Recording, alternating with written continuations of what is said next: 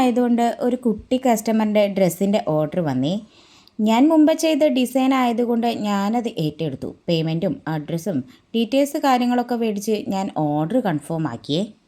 കുറച്ച് കഴിഞ്ഞപ്പോൾ കസ്റ്റമർ വന്ന് പറയുക, ചേച്ചി ഡിസൈൻ ഒന്ന് മാറ്റിത്തരാൻ പറ്റുമോ?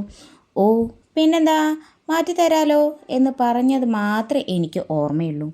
അവരാണെങ്കിൽ ഡിസൈന് മൊത്തത്തിൽ അങ്ങോട്ട് മാറ്റി പിടിച്ചു. ആ കുട്ടി കസ്റ്റമറുടെ ഫസ്റ്റത്തെ ഓണമായതുകൊണ്ട് അവർക്ക് ഓണം തീമിൽ ഡ്രസ്സ് വേണമെന്നായി. അവർക്ക് മുന്നിൽ അടിപൊളി ഒരു പൂക്കളും ബാക്കിൽ നല്ല ഫേമസ് ആയ ഒരു ഇൻസ്റ്റഗ്രാം പേജിൻ്റെ അടിപൊളി ഒരു ഡിസൈൻ എടുത്തിട്ട് വന്നിട്ട് ഇതുപോലെ ചെയ്തു തരുമോ ചേച്ചി എന്ന് ചോദിച്ചു. ഞാനാണെങ്കിൽ പുതിയത് കണ്ട ചാടി വീഴുന്ന കൂട്ടത്തിലാണ്. അങ്ങനെ ഞാൻ ആ ഓർഡർ അങ്ങേറ്റെടുത്തു. അതിന് നിങ്ങൾ പറ എങ്ങനെയുണ്ട് എൻ്റെ വർക്കെന്ന്. അപ്പോൾ ഇതാണ് വർക്ക് കേട്ടോ. നമ്മൾ കോളർ കൊടുത്തിട്ട് സ്ലീവ്ലെസ് ആയിട്ടാണ് കൊടുത്തിരിക്കുന്നത്. ഫ്രണ്ടിൽ ഒരു കുഞ്ഞ് പൂക്കളം കൊടുത്തിട്ടുണ്ട്.